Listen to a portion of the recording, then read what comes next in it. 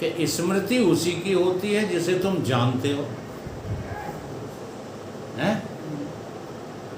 हमारे पास देसी मोबाइल था जो खो गया, तो वो देसी मोबाइल का तुमको ज्ञान था कि अज्ञान था?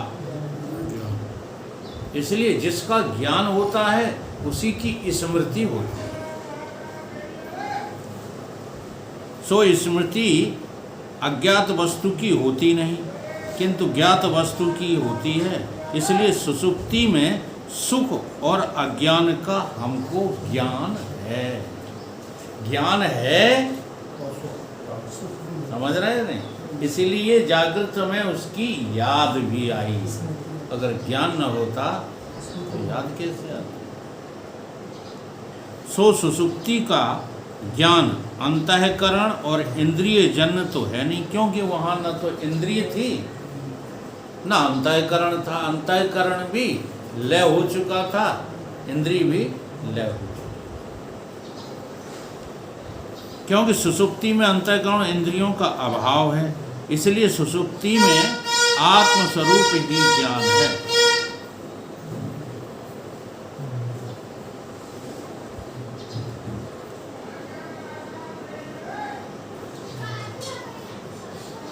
ज्ञानी लोग तपस्या करते थे, तब राक्षस लोग जो है उस तपस्या को भंग करते थे। तो ये सब राक्षस हैं, और तपस्या करने वाले बेचारे कुछ कह नहीं सकते।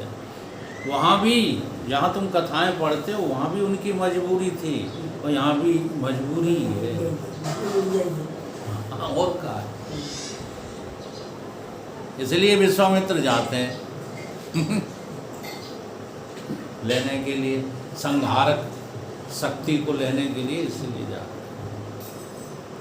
ठीक है? इसलिए विश्वामित्रों से जो है हमेशा अज्ञानियों को बचना चाहिए। खूब सिखाते हैं लेकिन मानते नहीं अज्ञानी। जी हाँ,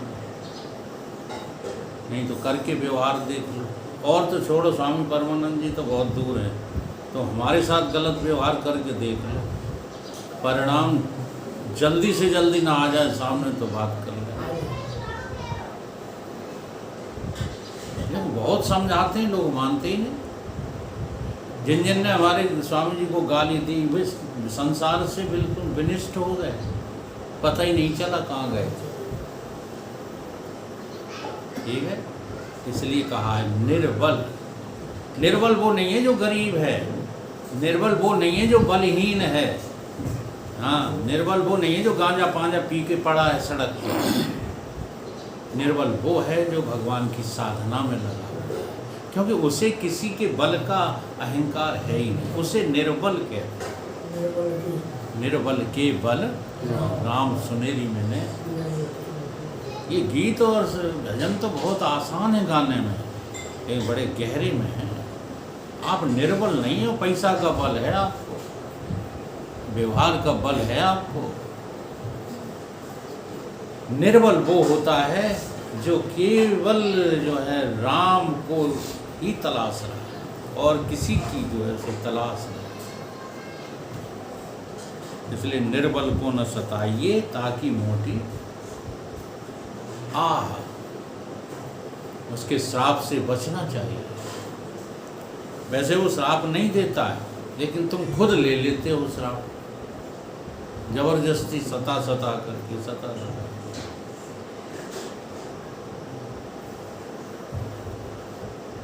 तो इस रीत से सुषुप्ति में आत्मा प्रकाश रूप है। ता प्रकाश रूप आत्मा में स्वरूप सुख और अज्ञान की प्रतीति होवे है, जो आत्मस्वरूप प्रकाश का अज्ञान का विरोधी होता तो सुषुप्ति में अज्ञान की प्रतीति होना नहीं चाहिए थी। अगर विरोधी होता तो नींद में तुम्हें कैसे सारे जगत का ज्ञान दिख गया।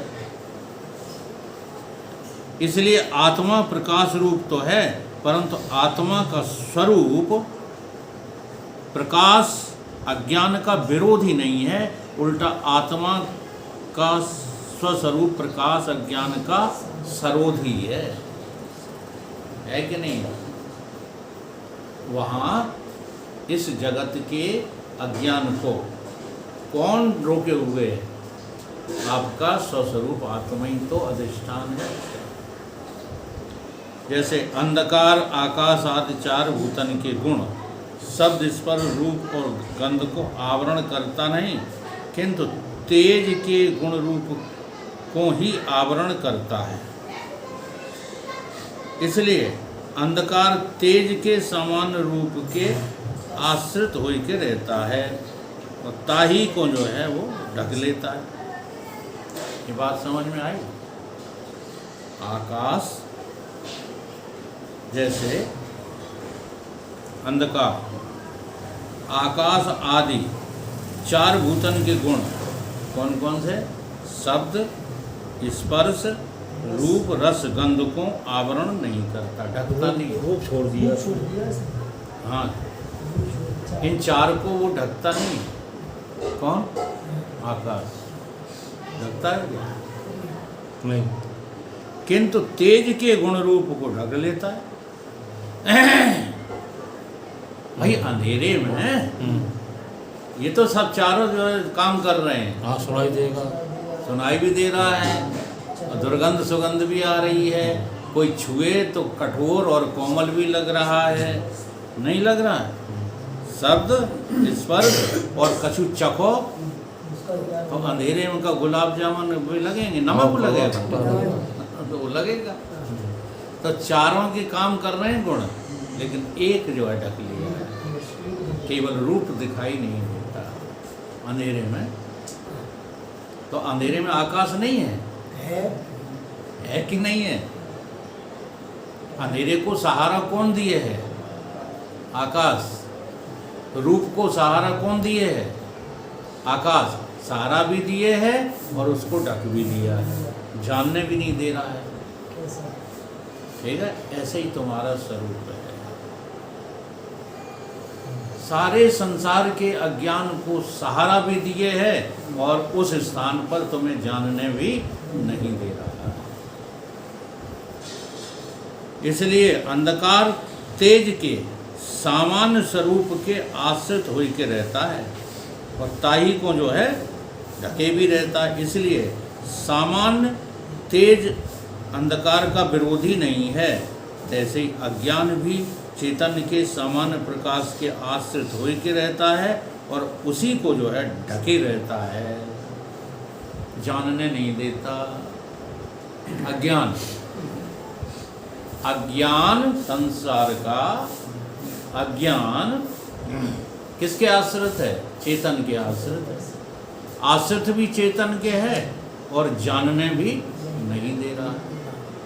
क्यों नहीं जानने दे रहा? क्योंकि सामान्य चेतन के स्वरूप में अज्ञान को काटने की कोई जरूरत नहीं है, क्योंकि वो तो ज्ञान और अज्ञान दोनों का आश्रय है। ठीक है? ठीक? जैसे यहाँ तेज रूप को ढक लेता है, ऐसे ही अज्ञान तुम्हारे ज्ञान को ढके हुए। अज्ञान है ना, प्रथम ज्ञानम, ये यहाँ पर गीता का तीसरा अध्याय का है, तीसरा अध्याय का सूत्र है। कौन सा? अज्ञान है ना प्रथम ज्ञानम। हाँ, अज्ञान आवृतम ज्ञानम। अब चूंकि वो जो है यहाँ पर डेफिनेशन की जा रही, इसलिए समझ में आ रहा है। नहीं तुम यही कहोगे अज्ञान ने ज्ञान को ढक लिया। अज्ञान कोई ज्ञान को ढक थोड़ी पाता है। सामान्य ज्ञान को जो है ढके रहता है। सामान्य जो होता है वो अज्ञान का भी आश्रय है और ज्ञान का भी आश्रय, दोनों का। लेकिन जब विशेष ज्ञान होगा ना तुमको, विशेष स्वरूप का ज्ञान होगा, तब वो ज्ञान इस अज्ञान की अच्छी तरह से छांट कर काट के फेंक। ज्ञान कर्म के नाश है, ज्ञान बिना। ये वही ज्ञान होगा। ये जगदीश कह देते ना, क्या जरूरत है, क्या जरूरत है। इसलिए जरूरत विशेष स्वरूप को जानने के लिए विशेष ज्ञान की जरूरत है। सामान्य ज्ञान से उसको नहीं जाना जा सकता, इसलिए जरूरत है।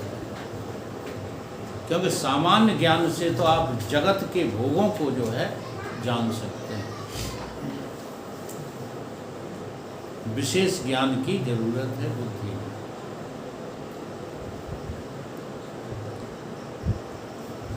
जैसे कल भी कोई एक प्रश्न सामने आया था, जगदीश ने किया था शायद, इसको मिथ्यात्व कैसे करें शरीर को, आया था ये प्रश्न है इनका।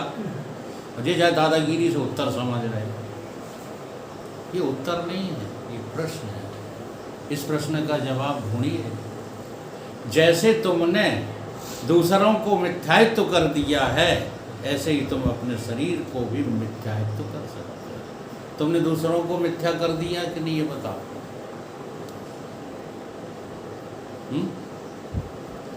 नहीं किया? कैसे बताओ?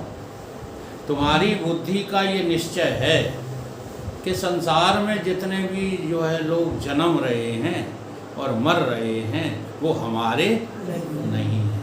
ये तुम्हारी बुद्धि का निश्चय है कि नहीं, हमें ये बता दो। निश्चय बिल्कुल है कि नहीं है? है। इन्हीं से पूछ रहे हैं, है? ठीक। अब वे मरे चाहे जन्म में, हमें क्या, हमारी बुद्धि को क्या पड़ी है? पड़ी है कहीं? क्योंकि तुमने उनका मिथ्यात्व तो अपनी बुद्धि में निश्चय कर रखा है। ठीक इसी प्रकार से गुरु की आज्ञा से एक बार तुम निश्चय करो, ये मैं नहीं हूँ, ये मेरा नहीं है। जिस दिन तुम्हारी बुद्धि में निश्चय हो जाएगा उसी दिन इसका मिथ्यात्व तो, तब तक नहीं हो रहा। अभी आपकी बुद्धि में निश्चय है कि ये तो सत्य है। व्यवसात्मका बुद्धि एकाहा ही करुण, क्या नाम है? कुरुनंदन। हे अर्जुन, निश्चयात्मक बुद्धि तो एक ही है। या तो तू जगत को सत्य जो है निश्चय कर ले, या फिर जो है परम तत्व का निश्चय कर ले। तो परम तत्व का निश्चय करने के लिए जगत का मिथ्यात्व निश्चय करना ही पड़ेगा। ये बहुत मोटी बात है, इसको पकड़ नहीं रहे आप।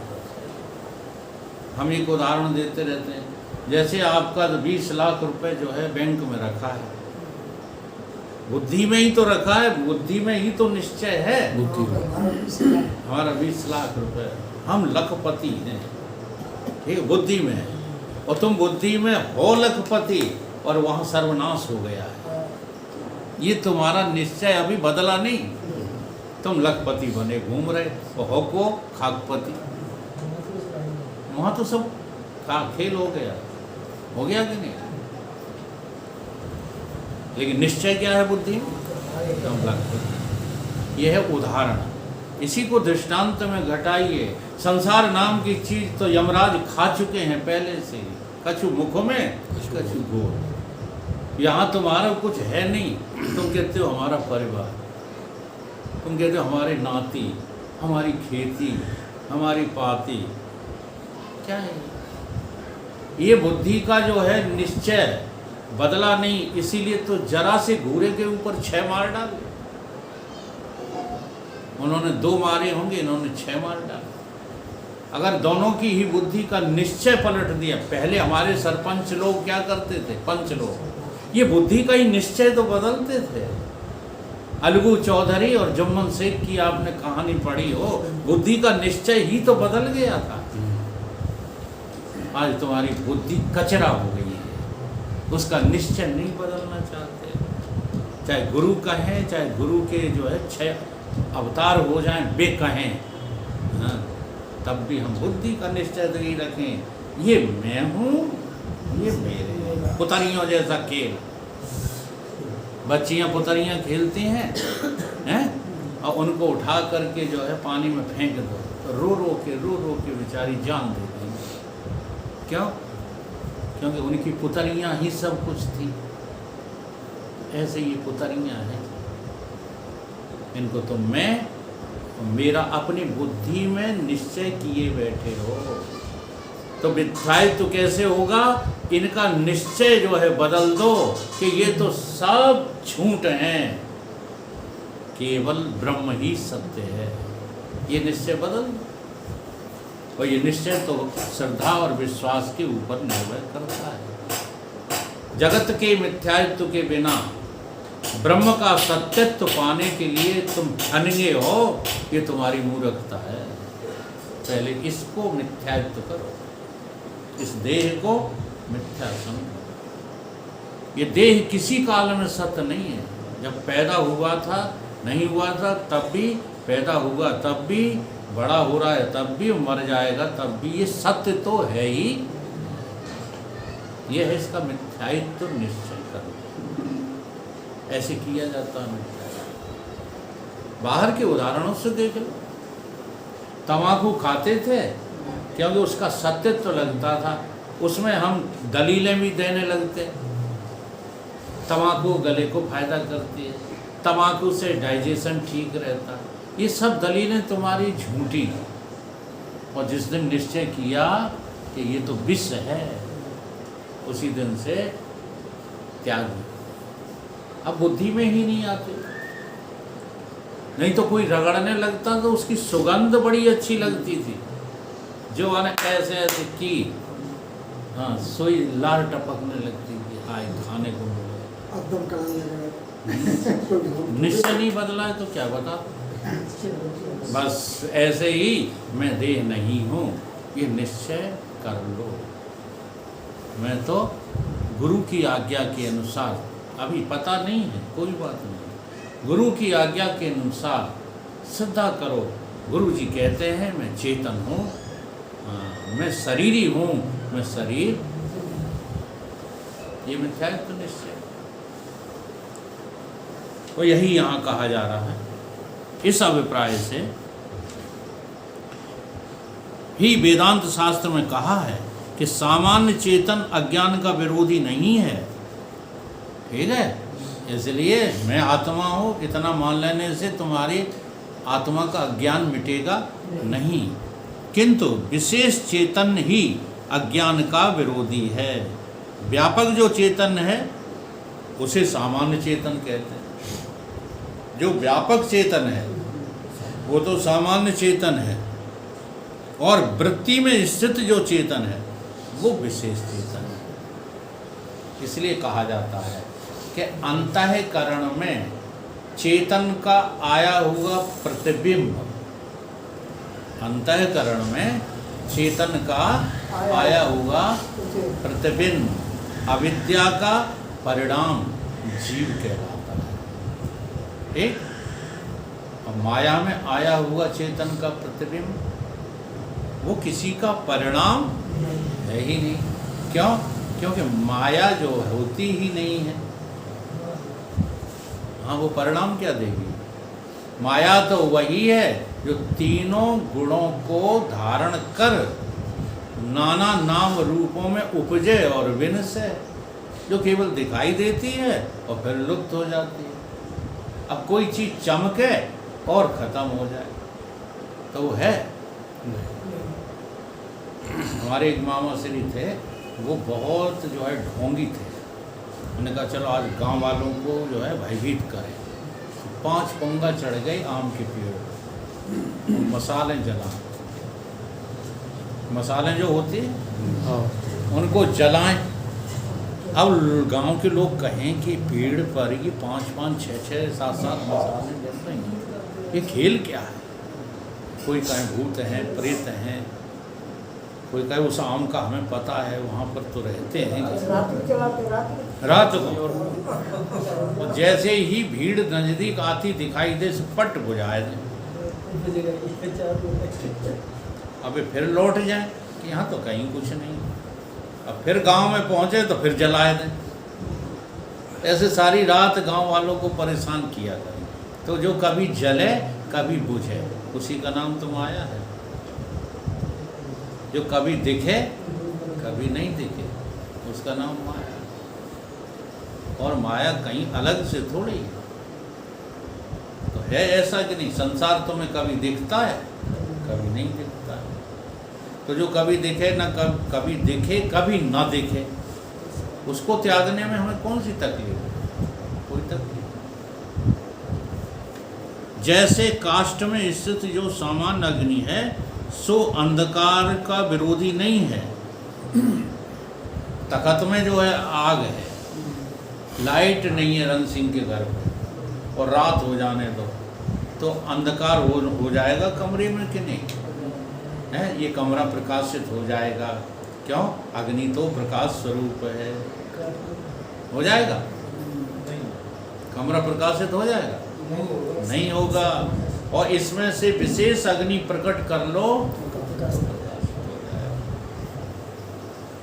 सो अंधकार का विरोधी नहीं है। और मंथन से प्रकट की जो अग्नि है वो बत्ती में स्थित होए के अंधकार की विरोधी है। ठीक इसी प्रकार से सामान्य जो ब्रह्म है वो जो है कि संसार का विरोधी नहीं है, लेकिन तुम्हारे अंतःकरण में जो ब्रह्म रूपी बोध जन्मेगा, जो ब्रह्म रूपी ज्ञान प्रकट होगा, वो ज्ञान इस जो है अज्ञान को काट देगा। जैसे ही व्यापक चेतन अज्ञान का विरोधी नहीं भी, परंतु वेदांत के विचार से अंतःकरण की जो ब्रह्माकार वृत्ति होती है, ताकि विषय स्थित चेतन अज्ञान का विरोधी है, वो अज्ञान का काट कर देगा। इस रीत से केवल चेतन अज्ञान का विरोधी नहीं है। अब ये बात भी बहुत समझना है। केवल चेतन अज्ञान का विरोधी नहीं है, वृत्ति सहित चेतन अज्ञान का विरोधी है। काय के सहित? वृत्ति सहित चेतन अज्ञान का विरोधी है, अथवा चेतन सहित वृत्ति अज्ञान की विरोधी है। ये दो बातें हैं। वृत्ति उपहित चेतन का है। वृत्ति सहित चेतन, अभी यहाँ उपहित नहीं है की बात नहीं है, यहाँ विशेषता की बात है। उपहित की बातें नहीं हो रही। उपहित तो जो है ज्ञानी को समझ में आता है, अज्ञानी की समझ में उपहित नहीं आएगा।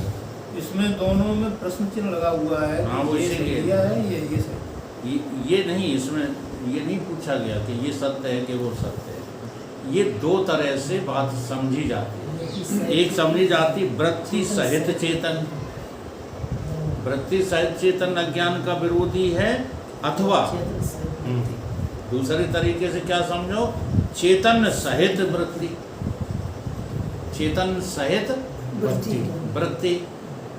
तो इनमें से अज्ञान की विरोधी क्या है? तो इसके लिए सबसे पहले आप जो है वृत्ति सहित चेतन को समझो कि वृत्ति सहित चेतन जो है क्या होता है। अवच्छेदवाद में वृत्ति सहित चेतन व चेतन सहित वृत्ति विशेष चेतन, कल्पित विशेष कहिए, सो अज्ञान की विरोधी है। दोनों में उत्तर पक्ष ही श्रेष्ठ है। दोनों में क्या श्रेष्ठ है? उत्तर पक्ष। दो पक्ष होते हैं, दो पक्ष होते हैं, एक होता है पूर्व पक्ष और एक होता है उत्तर पक्ष। तो प्रथम पक्ष में तो अज्ञान के नाश का हेतु चैतन्य है और वृत्ति सहायक है। प्रथम पक्ष में अज्ञान का नाशक क्या है? चेतन, लेकिन वृत्ति सहायता करती है। बिना वृत्ति के चेतन कोई काम नहीं करता। देखो, चेतन किसी का मोहताज नहीं है, लेकिन चेतन संसार में बिना वृत्ति के काम नहीं करेगा। दूसरे पक्ष में अज्ञान के नाश की हेतु वृत्ति है, चेतन वहां सहायक है। अब ये दोनों बातें बहुत क्लियर समझ में आनी चाहिए। पहले का जो है उदाहरण वृत्ति सहित चेतन अज्ञान का विरोधी है, इसमें क्या है? अज्ञान का नाश काय ने किया? चेतन ने किया। जैसे उदाहरण के लिए, रात में तुम अज्ञान का नाश नहीं कर पाए, कर पाए क्या? वह सवेरे खड़े हुए तो उस अंधकार का नाश हो गया कि नहीं? अब यहाँ जो है चेतन ने नाश किया है किसका? अज्ञान का, लेकिन वृत्ति पीछे लगी पड़ी है। बिना वृत्ति के नहीं हुआ कि बिना वृत्ति के हो गया। पहले आपकी अहम वृत्ति बनती है, अहम, और अहम के बाद फिर जो है अन्य वृत्तियाँ जन्म लेती हैं। तो मूल वृत्ति चेतन की होती है, समझ में आ रही? तो नाश तो चेतन ने किया, लेकिन वृत्ति से सहायता लेकर के किया। और दूसरे पक्ष में जो है वो हम कई बार उदाहरण दे चुके हैं। क्या? अज्ञान के नाश का जो है कारण वृत्ति है।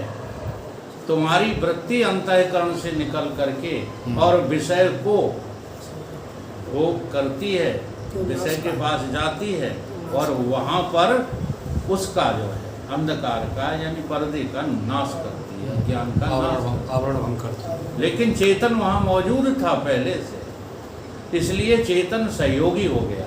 नाश तो वृत्ति ने किया। अब यूँ समझ लो कि आप बहिर्मुखी जिस ज्ञान की बात करते हैं वहाँ प्रथम भूमिका वृत्ति की है और पीछे सहायता चेतन की है। और जब आप अंतर्मुख होंगे तो वहाँ प्रथम भूमिका चेतन की होगी और वृत्ति आपकी सहायता करेगी। इसलिए बिना बोध वृत्ति के परमात्मा का विशेष ज्ञान होना असंभव है। ये कह देने मात्र से कि व्यापक है आत्मा तो ज्ञान हो गया, ये ज्ञान नहीं। अंतर्मुख होके आपकी बोध वृत्ति को काफ़ी जो है अनुसंधान करना पड़ेगा, तब जाकर के बोध होगा। ये अवच्छेदवाद की रीति है। और आभासवाद में तो सामान्य चेतन की तरह विशेष चेतन भी अज्ञान का विरोधी नहीं। कायम है आभासवाद में। ये तो ये अवच्छेदवाद और आभासवाद में फर्क क्या है? आभासवाद में जो प्रतिबिंब जो है पड़ता है, प्रतिबिंब, उस प्रतिबिंब को मैं मान करके चलते हो। और अवच्छेदवाद में कोई प्रतिबिंब नहीं है, सीधा आत्मा ही सब कुछ है। इसलिए आभासवाद में सामान्य चेतन हो चाहे विशेष चेतन, दोनों ही जो है अज्ञान के अधिष्ठान हैं, न कि विरोध। समय देखना 2 मिनट। किंतु वृत्ति सहित आभास अथवा आभास सहित वृत्ति अज्ञान का विरोधी है। इस रीत से प्रकाश रूप चैतन्य अज्ञान का विरोधी नहीं, चैतन्य के आश्रित अज्ञान है। ता अज्ञान में आवृत जो आत्मा ताके विषय बंध का अध्यास तो होगा ही होगा। किसका होगा? अज्ञान से आवृत जो आत्मा है, अज्ञान से जो ढकी है, अज्ञान ने पर्दा डाल रखा है, और अज्ञान जन्य जो तुम्हारी में निकलती है वही जो है अध्यास का विषय बनती है। समझ में बात आई? आत्मा डायरेक्ट किसी से अध्यास नहीं होती। अज्ञान जन्य ज्ञान जो होता है वही अध्यास का हेतु बनता है। बोलिए सतगुरु भगवान की जय।